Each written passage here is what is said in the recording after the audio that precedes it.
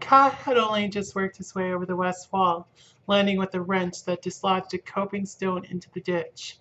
He had no intention of losing any advantage of the ground, and coiled and uncoiled himself once or twice to be sure that every foot of his long body was in working order.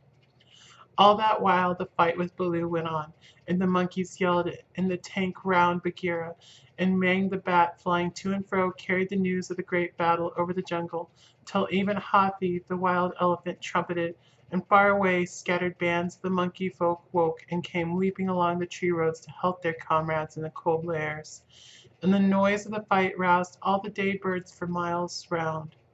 Then Kaa came straight, quickly, and anxious to kill. The fighting strength of a python is in the driving blow of his head, backed by all the strength and weight of his body. If you can imagine a lance, or a battering ram, or a hammer weighing nearly half a ton driven by a cool, quiet mind living in the handle of it, you can roughly imagine what Kaa was like when he fought. A python 4 or 5 feet long can knock a man down if it hits him fairly in the chest, and Kaa was 30 feet long, as you know. His first stroke was delivered into the heart of the crowd round Baloo. It was sent home with shut mouth and silence, and there was no need of a second. The monkeys scattered with cries of "Kaa! It is Kaa! Run! Run!"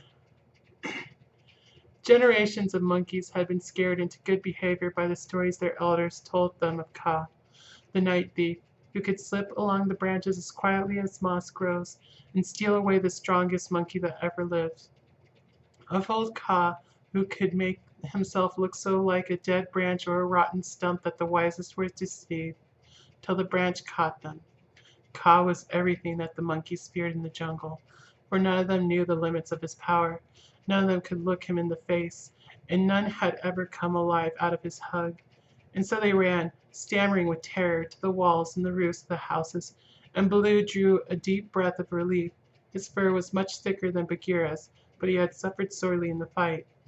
Then Kaa opened his mouth for the first time and spoke one long hissing word, and the far-away monkeys, hurrying to the defense of the cold lairs, stayed where they were cowering, till the loaded branches bent and crackled under them. The monkeys on the walls and the empty houses stopped their cries, and in the stillness that fell upon the city, Mowgli heard Bagheera shaking his wet sides as he came up from the tank. Then the clamor broke out again. The monkeys leaped higher up the walls.